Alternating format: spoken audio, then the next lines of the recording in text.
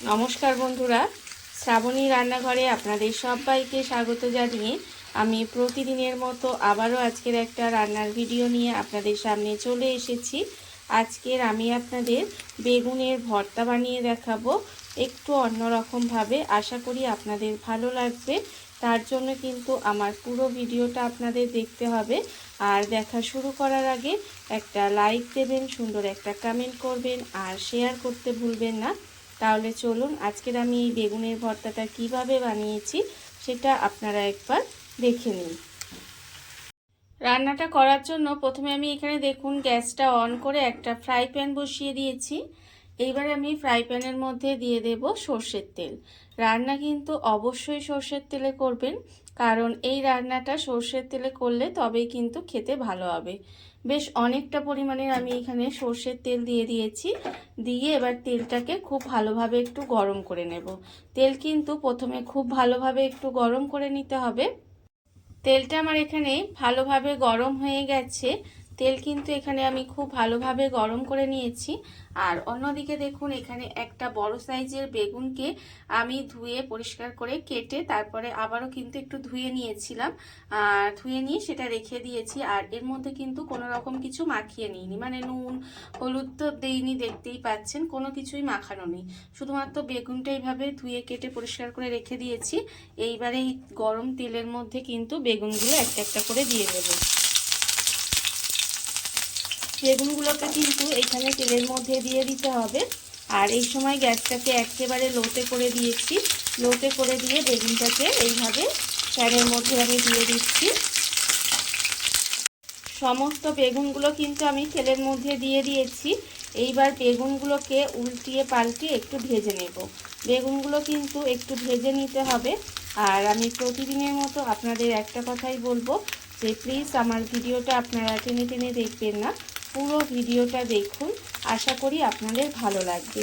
আর এই শীতকালে যখন এই রকম বড় বড় আর সুন্দর সুন্দর বেগুন উঠছে, তখন কিন্তু এই রেসিপিটা খেতে ভীষণই ভালো লাগে। আমরা কিন্তু অনেক রকমভাবে আজকের আমি কি বানাচ্ছি বলুন তো, আজকের আমি এইভাবে একটু বেগুনের ভর্তা বানাবো।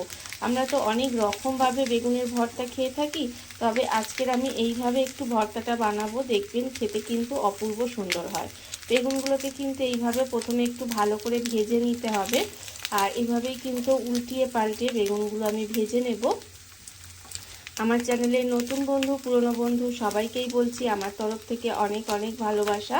নতুন বন্ধুদের বলবো যদি আমার চ্যানেলটা সাবস্ক্রাইব করেন তাহলে পাশে থাকা বেল বাটনটা অবশ্যই প্রেস করে দেবেন, যাতে আমি যখনই কোনো নিত্য নতুন ভিডিও আপলোড করব সবার প্রথমে আপনাদের কাছে নোটিফিকেশান চলে যাবে এবং আপনারা আপনাদের সময় মতো সেটা দেখে নিতে পারবেন।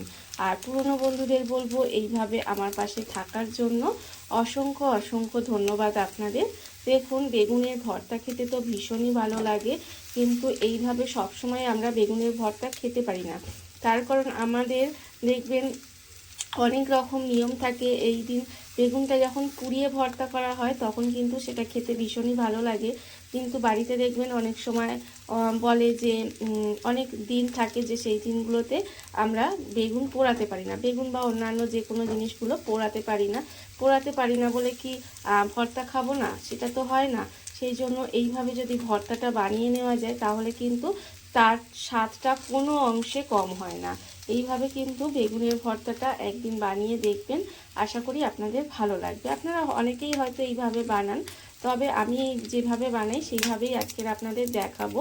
আমি অনেক সময় পুড়িয়ে নিই বেগুনটাকে, আবার অনেক সময় এইভাবেও বানিয়ে থাকি, সেটাই আমি আপনাদের আজকে দেখাচ্ছি। দেখুন বেগুনটা কিন্তু একেবারে লাল লাল করে সুন্দর করে ভেজে নেব। বেগুনগুলো আমার এখানে লাল লাল করে ভাজা হয়ে গেছে। একেবারে উল্টিয়ে পাল্টিয়ে বেগুনগুলো কিন্তু এখানে লাল করে ভেজে নিয়েছি। এইবার বেগুনগুলোকে আলাদা করে তুলে রেখে দেব। বেগুন কিন্তু এখানে আলাদা করে তুলে রেখে দিতে হবে। সমস্ত বেগুনগুলো আমি আলাদা করে তুলে নিয়ে বেগুনটাকে প্রথমে ঠান্ডা করে নেব। বেগুনটা কিন্তু তুলে একটু ঠান্ডা করে নিতে হবে। বেগুনটা আমি এখানে ঠান্ডা করে নিয়েছি। এইবারে দেখুন বেগুনের এই যে পিছনের যে খোসাটা আছে, সেই খোসাটা কিন্তু এখানে আমি ছাড়িয়ে ফেলে দেব। বেগুনের খোসাটাকে এইভাবে ছাড়িয়ে এই যে পিছনের অংশটা এটাকে ফেলে দিতে হবে। বেগুনের খোসাগুলো ফেলে দিয়ে বেগুনটা একটু মেখে নিয়েছি। আর অন্যদিকে দেখুন আবারও কিন্তু যে বেগুন ভাজার তেলটা ছিল তার মধ্যেই কিন্তু আমি রান্নাটা করব। তার জন্য গ্যাসটা অন করে আবারও কিন্তু ফ্রাই প্যানটা বসিয়ে দিয়েছি। এবার আমি এর মধ্যে দিয়ে দিয়েছি একটা শুকনো লঙ্কা। শুকনো লঙ্কাটা কিন্তু খুব ভালোভাবে একটু ভেজে নিতে হবে। শুকনো লঙ্কাটা প্রথমে আমি একটু লাল লাল করে ভেজে নেব। দেখুন এটা কিন্তু একদম সুন্দর করে মুচমুচে করে লাল করে ভেজে নিতে হবে। আর ভর্তা মানে একটু ঝাল ঝাল হবে, সেই জন্য কিন্তু আমি এখানে কাঁচা লঙ্কা শুকনো লঙ্কা দুটো লঙ্কাই ব্যবহার করছি। আপনারা ঝালের পরিমাণটা কতটা খাবেন সেটা বুঝে ব্যবহার করবেন। তবে আমি এখানে ঝালটা একটু কমই দেব, তার কারণ আমার মেয়ে খাবে আর মেয়ে এইসব ভর্তা খেতে ভীষণই ভালো লাগে, মানে ভালোবাসে। সেই জন্য ও যেহেতু খায় তাই আমি একটু ঝালের পরিমাণটা কম দিয়েই করি।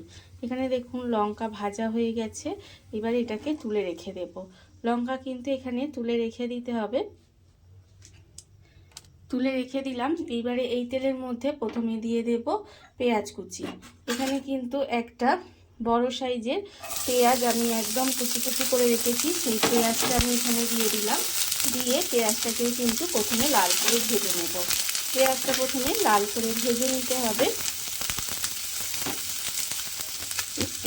আর এই সময় আমি দিয়ে দেব এর মধ্যে নুন। এখানে কিন্তু বেগুন ভাজার সময় নুন দিইনি, সেই জন্য এখানে এই সময় নুনটা দিয়ে দিলাম। আন্দাজ মতো নুন দিয়ে দিলাম। দিয়ে পেঁয়াজটাকে সুন্দর করে ভেজে নেব। আর এই সময় কিন্তু আমি এর মধ্যে দিয়ে দেব কাঁচা লঙ্কা কুচি। এখানে কিন্তু 3টে কাঁচা লঙ্কা আমি এইভাবে একটু ছোট ছোট করে কুচি করে রেখেছিলাম, সেই কাঁচা লঙ্কাটাও কিন্তু এখানে দিয়ে দিলাম। দিয়ে এবার পেঁয়াজ আর লঙ্কাটাকে একটু সময় ভেজে নেব। পেঁয়াজ আর লঙ্কাটা ভালো করে ভেজে নিয়েছি। এইবার আমি এর মধ্যে দিয়ে দেব একটা টমেটো। একটা টমেটোকে একদম কুচি কুচি করে কেটে রেখেছিলাম, সেই টমেটোটা এর মধ্যে দিয়ে দিলাম। দিয়ে টমেটোটাও কিন্তু এর সঙ্গে একটু এইভাবে রান্না করে নেব। তার ফলে দেখবেন টমেটোটাও কিন্তু একদম নরম হয়ে গলে যাবে। এর মধ্যে একটু টমেটো দিলে কিন্তু খেতে ভীষণই ভালো লাগে। দেখুন টমেটোটা দিয়ে কিন্তু এইভাবে গ্যাসটাকে লোতে দিয়ে এই সময় একটু রান্না করে নেব। আর অন্যদিকে এখানে যে লঙ্কাটা ভেজে রেখেছিলাম সেই লঙ্কাটা কিন্তু এইভাবে হাত দিয়ে একটু ডলে মেখে নেব। একটু ভাজা লঙ্কা দিলে দেখবেন এই যে গন্ধটা তাতে কিন্তু বেশ ভালো লাগে খেতে। এবারে এই যে বেগুনের সঙ্গে এটাকে মাখিয়ে নিলাম। বেগুনের সঙ্গেই কিন্তু এটাকে মাখিয়ে নিতে হবে। বেগুনের সঙ্গে এটাকে খুব ভালোভাবে ভাজা লঙ্কাটাকে মাখিয়ে নিয়েছি। আর অন্যদিকে দেখুন এখানে আমি যে পেঁয়াজ টমেটো আর কাঁচা লঙ্কাটা ভাজছিলাম সেটাও কিন্তু আবারও একটু নেড়ে ছেড়ে দেবো।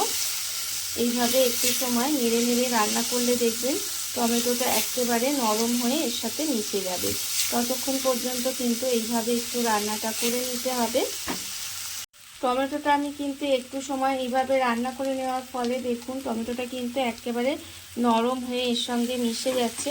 যখন দেখবেন এইভাবে একটু মিশে নরম হয়ে যাবে তখন কিন্তু এর মধ্যে দিয়ে দেব এই যে বেগুনটা আমি ভেজে খোসাটা ছাড়িয়ে মেখে রেখেছিলাম, সেই বেগুনটা কিন্তু এর মধ্যে দিয়ে দেব।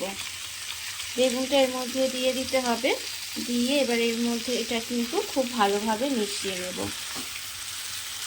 এইভাবে কিন্তু আপনারা ভর্তাটা বানিয়ে খেয়ে দেখতে পারেন, খেতে কিন্তু অপূর্ব সুন্দর হয়।